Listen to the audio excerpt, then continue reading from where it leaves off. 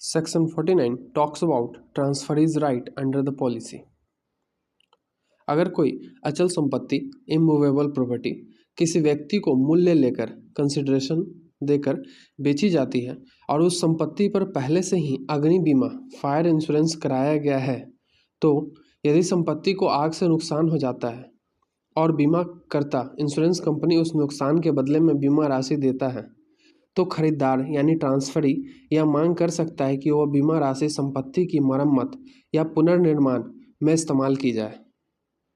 यह अधिकार तब होता है जब कोई अलग विशेष अनुबंध न किया गया हो। धारा 49 के अंदर मुख्य शर्तें क्या हैं? पहला, संपत्ति मूल्य लेकर बेची गई हो, यह गिफ्ट न हो, कंसिडरेशन देकर बेची गई हो। दूसरा, संपत्ति पर बीमा पहले से हो। तीसरा, बीमा धनराशि विक्रेता ट्रांसफरर को प्राप्त हो। और चौथा, कोई विपरीत अनुबंध न हो, कोई दूसरा कॉन्ट्रैक्ट न हो। इसका एक उदाहरण लेते हैं। ए ने एक मकान बी को 50 लाख में बेचा। बिक्री के दिन वह मकान पहले से ही अग्नि बीमा पॉलिसी के तहत था। बिक्री के कुछ दिनों बाद मकान में आग लग गई और क्षति हुई। बीमा कंपनी ने 10 लाख का क्लेम ए को दिया। अब क्या होगा? बी, जो कि खरीदार था, मांग कर सकता है कि ए को मिली 10 लाख की बीमा राशि मकान की मरम्मत में लगाई जाए। यदि ए और बी के बीच में कोई अलग समझौता कॉन्ट्रैक्ट टू द कॉन्ट्रैरी नहीं था, तो बी का यह हक वैध होगा। इस धारा का जो निष्कर्ष है वो क्या है? यह धारणा खरीदार के हितों की रक्षा करती है। यदि खरीदी गई संपत्ति को नुकसान होता है तो बीमा की राशि से उसकी मरम्मत सुनिश्चित होती है ताकि खरीदार को नुकसान न हो। चलिए अब धारा 50 की ओर बढ़ते हैं। Section 50 talks about rent bonafide paid to holder under defective title. इसको सरल भाषा में समझते हैं।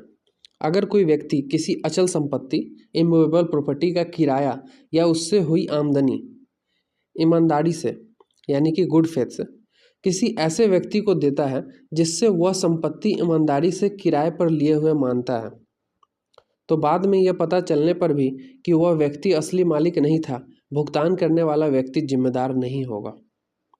आइए एक उदाहरण से समझते हैं। ए ने एक खेत बी को 50 रुपये मासिक किराए पर दिया। बाद में ए ने वह खेत सी को ट्रांसफ़र कर दिया, लेकिन बी को इसकी कोई जानकारी नहीं थी, इसलिए उसने ईमानदारी से पहले मालिक ए को किराया देना जारी रखा। अब क्या होगा? बी उस किराए के लिए जिम्मेदार नहीं होगा जो उसने ए को दिया, क्योंकि उसने बिना किसी धोखे के और जानकारी के अभाव में सही विश्वास में भुगतान किया था। इसके जो इम्पोर्टेंट पॉइंट्स हैं वो क्या है? इसमें 2 बार गुड फेथ ईमानदारी का जिक्र है। पहला, किराया देने वाला व्यक्ति ईमानदार हो। दूसरा, वह व्यक्ति जिससे उसने संपत्ति ली उसे वह सच्चा मालिक मानता हो। यह किराएदार के हितों की रक्षा करता है जब उसे नए मालिक के बारे में जानकारी नहीं होती। इसका जो निष्कर्ष है वो क्या हुआ? किराएदार तब तक उत्तरदायी नहीं है जब तक वह जानबूझकर गलत व्यक्ति को भुगतान नहीं करता। और दूसरा, यह प्रावधान भले भले इनोसेंट किराएदारों को बेवजह परेशान होने से बचाता है। आइए थोड़ा और एग्जाम्पल से इसको समझते हैं। एक्स एक मकान का मालिक है और वह उस मकान को वाई को 10,000 रुपये प्रति माह किराए पर देता है।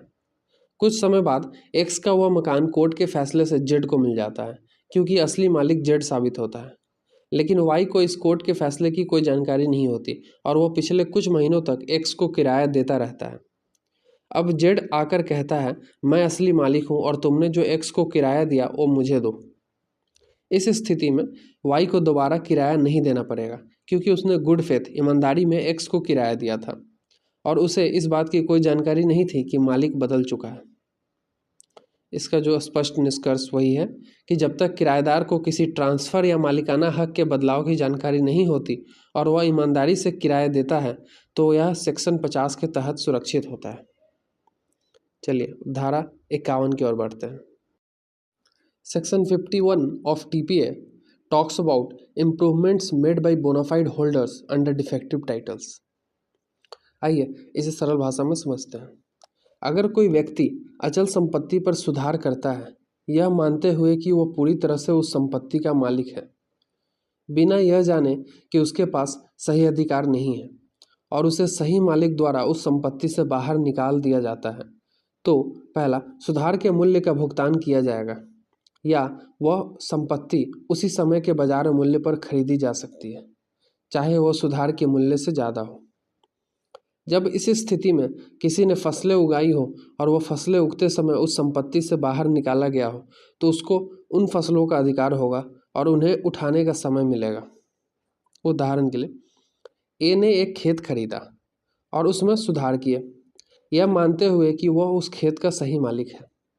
बाद में बी ने दावा किया कि वह असली मालिक है और ए को खेत से बाहर निकाल दिया। ए को अब यह अधिकार है कि वह बी से उस सुधार की कीमत मांग सकता है जो उसने खेत में किया, या वह बी से खेत खरीदने की मांग कर सकता है। यदि ए ने फसलें उगाई हैं तो उसे उन फसलों को निकालने का अधिकार होगा और संपत्ति में प्रवेश और निकासी का अधिकार भी मिलेगा। इसका जो इम्पोर्टेंट पॉइंट्स है वो क्या है? पहला, बोनाफाइड होल्डर्स का मतलब है वह व्यक्ति ईमानदारी से विश्वास करता है कि उसे संपत्ति का मालिकाना हक है। दूसरा, अगर इविक्शन बाहर निकाल दिया जाता है तो पार्टी को सुधार के मूल्य का भुगतान प्राप्त होगा। तीसरा, यदि फसलें उगाई गई हैं तो उन्हें उठाने का अधिकार भी प्राप्त होगा। इसका जो क्रक्स है वो क्या है?